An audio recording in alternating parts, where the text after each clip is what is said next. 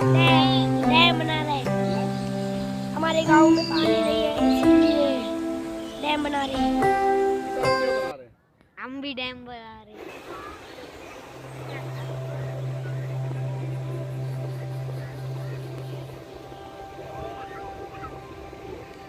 तालीम के हमारे यहाँ पर बहुत सारे मसले मसाले, हमारे बच्चे आप देख रहे हैं किस तरह जो है ना मिट्टी के साथ खेल रहे हैं।